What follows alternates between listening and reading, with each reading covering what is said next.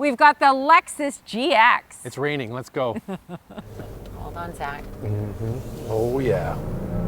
Oh yeah, the mighty V6. Sounds pretty good. It's a bit droney. We're gonna get into that in a moment. All right, what's under the hood of the Lexus GX? A 3.4-liter twin-turbocharged V6 with a 10-speed automatic transmission, 349 horsepower and 479 pound-feet of torque. Standard full-time four-wheel drive. Comparing this to the outgoing V8 model, you get a power boost, an extra 48 horsepower and 150 pound-feet of torque. So stick around. After Questions, Coffee and Cars, we have Hot Topic. This or Land Cruiser, they're based on the same platform, so we'll get into that a little bit later. Right now, the key standard features of the Lexus GX. The base trim comes with a 12.3-inch digital driver display, a 14-inch touchscreen, wireless, Apple CarPlay and Android Auto, a 10-speaker Lexus sound system, wireless charger, 8-way power heated and ventilated front seats, new luxe upholstery, a heated steering wheel, a moonroof, power rear door, and Lexus Safety System 3.0. In the US, there are some features that are not standard, like a heated steering wheel and a wireless charger. Well, we've been on the road so much. Is it nice to be back in rainy Vancouver? It is not. The shtick is the same, though. What are we going to put it in? You got to put it in S for subscribe, and if you can hit that notification bell, you'll be notified when all of our reviews drop, and then you can watch them. And we do this, the Couple Car Review, twice a week. The first one drops on Wednesday. We put another one out on Saturday. So make sure to like and subscribe, and also follow along on Instagram. It's Motormouth_Andrea to see what's up behind the scenes and to get a question in. For me, it's Motormouth_Auto. And the links are below the like button. I remember we were in sunny Arizona, not like this, driving this new GX in the spring, and Andrew and I were even talking about buying one. Yeah, because we kind of liked it. Do you still like it? I still like it. Well, first off, the acceleration on this model is terrific. Whether you do it from a stoplight or you're passing on the highway, passing power is great. But I'm really impressed with the 10-speed automatic transmission. It shifts smoothly and quickly. That conversation all came to a crashing end when we decided we'd have to sell our Cayenne diesel to get this, and then that conversation was over. But it does have some interesting kind of likability factor. For me, it's mostly the outside. I think it looks better than the Land Cruiser. Yeah. I like the interior better and the engine. We're going to talk more about that, as I mentioned, a little bit later. But boy, now that we've had it home for a week and driving it, it's really trucky. It's really trucky. So the suspension is very firm. The trim that we have is called the Luxury in Canada, and we're riding on 22-inch wheels, which are going to make a difference. But there is available adaptive variable suspension, which we don't have on our models. Is that more money, Andrea? It's more money. More money. So in the US, you can get it on the Luxury Plus trim, and in Canada on the Executive, as well as the Overtrail models in both countries. GX stands for Got Extra Cash? Extra cash. I think that would make a difference. Look, I'm a big fan of body-on-frame SUVs, and I like them to drive like a truck. So this doesn't bother me. If you're looking for a GX that is super smooth and refined and is going to eat up those imperfections in the road, you're not going to find it here. Now the GX does get a newly developed independent double wishbone front suspension with coil springs, a 4-link rear suspension, torque sensing limited slip differential, active noise control, standard tow mode, and the improved frame now allows for rooftop tents and recovery kits. Now the Overtrail model, if you want to go for that one, that's where you're going to get the extras. That's your off-road capable vehicle. The Overtrail model adds the electronic kinetic dynamic suspension system. That's the hydraulic system. Locking rear differential, front skid plate, bridge-type roof rails, front tow hooks, downhill assist control, crawl control with turn assist, and multi-terrain monitor with an underfloor view. Now the models that do get the adaptive variable suspension also get more drive modes, a total of 5. Now I know we keep talking about it. We're going to compare this to Land Cruiser in a moment. I like the look of this way better. I think it looks much more polished and finished. The round headlights on the Land Cruiser and the base model look cheap. This looks Lexified. It looks more expensive. It looks more upscale. You're spending the money. I like the look. I like the look of the Land Cruiser as well. I think Zach's a little bit harsh with the exterior design of the Land Cruiser. The base model. It looks pretty cool. But I do love this bold and rugged design, boxy of the GX. And I've seen a few on the road in Vancouver, and I gotta say, I definitely turned my head to look at it. Say it. I definitely agree with Zach. It definitely looks cool. Agree with Zach. Now, the Overtrail models, they're a 5-passenger vehicle, so you don't get the third row. And then the other models are up to 7 passengers. So this GX is bigger than the outgoing model. It's 5 inches longer, it has more height, and even the wheelbase is longer by 2.4 inches, so it's offering more passenger room for you.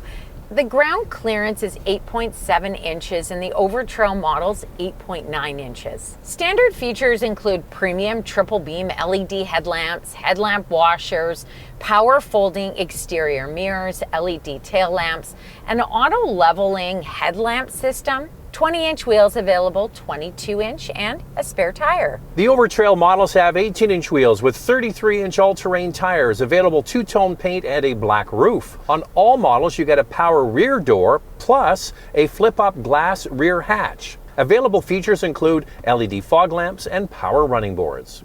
Andrea, a Lexus GX just passed us. I saw it in gray. All right, we're talking about the inside now. I like this way more than Land Cruiser.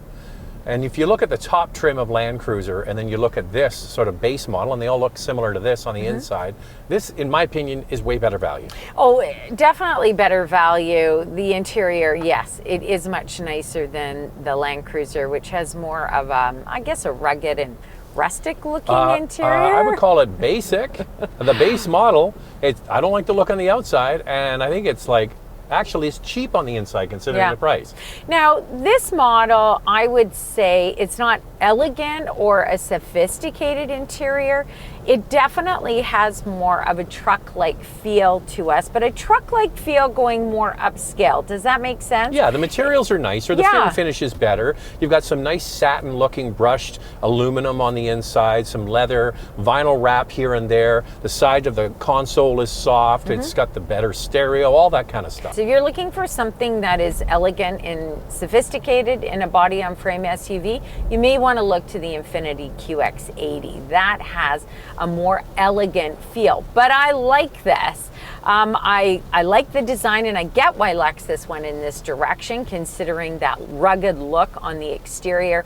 They've carried it through in a way to the interior. This comes standard with new Lux upholstery, but available semi-aniline upholstery. I do like all the brushed aluminum in here. I do not see any piano black whatsoever. Except a little bit around the radio, but that's it. A real bonus, and I think it's well done. You get a moonroof as standard equipment. There is an available panoramic sunroof, but it's a fixed roof. It reminds me a lot of what the Venza offers. Yeah, the reason why they do that, though, Andrea, because it's a body-on-frame truck that's meant to go off-roading, and when you go off-roading, there is a certain amount of flex in the body. If you had an open cartridge that was the full length of the roof, there would be too much flex. So they keep it fixed. You get the light, but you don't have to open it. And although Overtrail models come standard with the moonroof, you can delete it if you do not want it on those models. Now, the seats are super comfortable in here. They offer plenty of leg support, but the heated seats are not hot. No, I don't know what's they're warm. going on here. Barely warm. Like, and it's on the same now. with the heated steering wheel. It's on now. I wouldn't, if you didn't tell me, I wouldn't even know they're on. And it was the same with the Land Cruiser, and we drove it in the summer, and we thought, well, maybe it's just because it's the summer. And this is not good at all. It's not, the heated seats are actually well below average. We've been in vehicles that are a lot less money than this, under 30,000 Canadian, and the seats get hot. And I find that I run cold and Zach gets a little bit hot. So we don't want to... Because you got no fat on you. There's not an ounce of fat on you. That's why. I keep telling Andrea, you want to be warm, eat more potatoes, have some pasta. Anyway, we don't adjust the climate control in here to make me warm. I put on the heated seats, and you know what? It usually does the trick. But I don't know what's going on with this. Lexus has got to fix the heated seats in this. Now, there's plenty of storage in here, whether it's at the center console, and you can get an available cool box if you like. Storage on the door pockets, very good as well. And I find that the commanding seating position in here is exactly what I like. Feels a lot like a Range Rover. Yeah, it's not as good as a Land Rover Range Rover. I think they even have a more commanding seating position. I like this. Yeah, they command more money, so you get a more commanding seating position. Now, you can get captain's chairs on the top trim in Canada. In the US, there are more trims available that offer the captain's chairs. Other features included 21-speaker Mark Levinson sound system, heated rear seats, a panoramic view monitor, driver's seat memory, massage seats, a head-up display, power folding third-row seats, rear sunshades, and a power rear door with kick sensor. Here's me getting in the second row seats of this Lexus GX. It's a bit of a climb to get in. There is good leg room. There's excellent headroom. The seats do not slide fore and aft. However, they do recline. Comparing the GX to the Infiniti QX80, the GX offers 41.2 inches of front row legroom, which falls short to the Infiniti by over 2 inches. Second row legroom at 36.7 inches is smaller than the QX80. So sliding the second row seats forward, it's a bit tight to get in. When you're in, it's fairly comfortable. The only negative is your knees are up at a high angle. Third row legroom at 31.9 inches is also smaller than the Infiniti.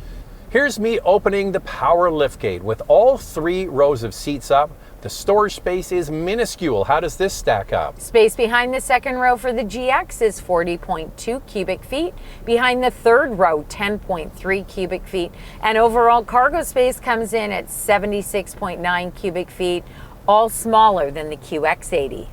The 5-passenger Overtrail model has 45.6 cubic feet of space behind the second row, and overall cargo capacity is 90.5 cubic feet. Make sure you stick around after questions. We get into the Land Cruiser comparison. Time now for questions, coffee, and cars.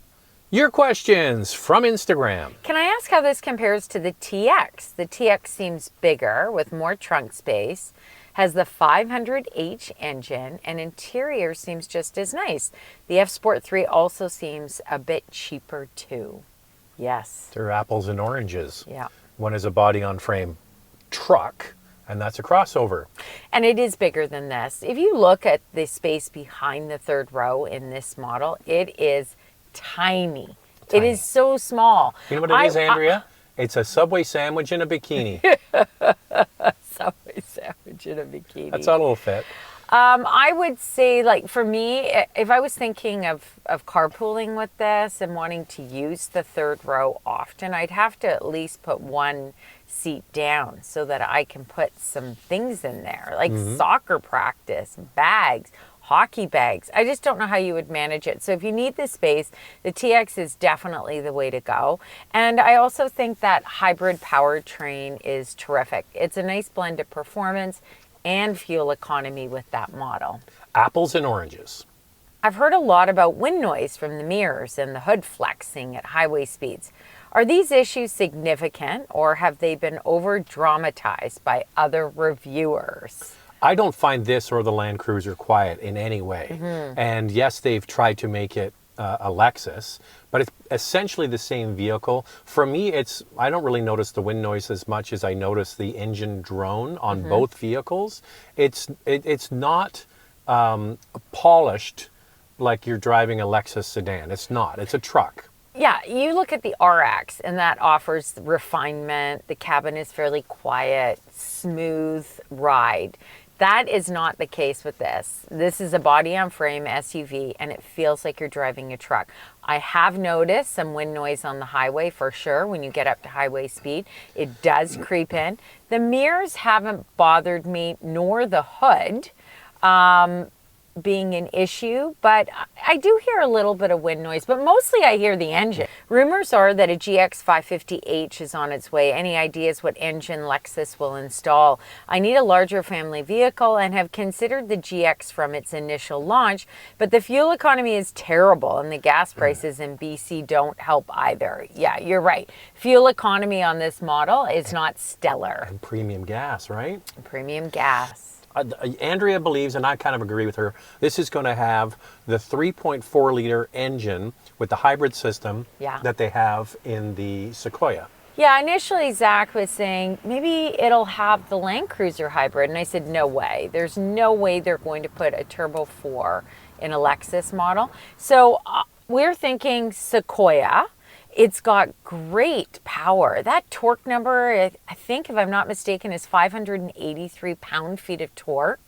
Maybe they'll tune it to have a little bit more because it's a Lexus. We'll wait and see. It's going to be spendy. And the same thing, it's used in Tundra, right? It's the pickup truck. And they're all sharing the same components underneath. So this is built off the Tundra platform, and they use it for LX, GX, Land Cruiser, the new 4Runner. So it's plug and play, whatever system they want to put in it. Yeah. And now it's time for our hot topic. What's this one, Andrea? How much improvement and refinement is added compared to the Toyota Land Cruiser? I know it's a Lexus with luxury touches and features definitely added, but is it worth the extra? As we mentioned in Questions, Coffee, and Cars, this is based on the same platform as many other vehicles. I left out Tacoma. Tacoma is also based on this platform.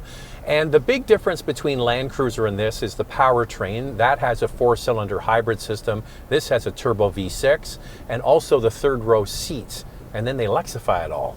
They certainly do. I think that this offers some good value on that base model. So if you are interested in getting more for your money on the base model, I think the GX is the way to go, but it is more money. So the base model GX is more expensive than the top trim Land Cruiser, and some may enjoy going for a hybrid versus a V6. So it's really up to you, but I think that the base model GX offers a lot of value in the premium luxury category, right? Still expensive. All right, so let's get into the vital stats of the GX. Let's start with pricing. We'll do Canada first and then move on to the US.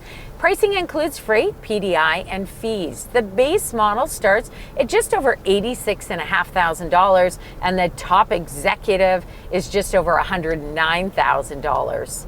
In the US, the base model starts at just over $64,000, and the top trim is just over $81,000. Here's the fuel economy for this turbo V6, 15.3 liters per 100 kilometers city, 11.2 on the highway. That's just 15 miles per gallon city, 21 miles per gallon highway. This GX can tow up to 8,000 pounds. The Land Cruiser is just 6,000 pounds. Lexus offers a warranty of 4 years, 80,000 kilometers, or 50,000 miles. In the United States, you get complimentary maintenance covered for 1 year, or 10,000 miles. So you're looking for an SUV that is capable off-road. Not all of these are body on frame. What else can you choose? For your consideration, 4 vehicles for you to consider. Up first is the Land Rover Defender 130 with a 3-liter turbocharged inline-6. 395 horsepower and a starting price of almost $97,000. The brand new Infiniti QX80 with a twin-turbo 3.5-liter V6, 450 horsepower, and a starting price of $110,000. The Toyota Land Cruiser with a 2.4-liter turbocharged 4-cylinder hybrid system. It has a combined 326 horsepower and a starting price of over $72,000. The Lexus LX 600 with the same powertrain as this, a 3.4-liter twin-turbo V6, 409 horsepower, and a starting price of $119,000. So there are 4 off-road capable SUVs for you to consider. Lightning round, 2 things we like, 2 things we'd like to see improved. I love the rugged exterior design. I like this way more than the Land Cruiser. I'd like Lexus to fix these heated seats. They feel lukewarm. It's so cold. All right, so there it is. It's the Lexus GX. What do you guys think of that? Thanks for watching. And if you like what you see, subscribe, and we'll see you next time.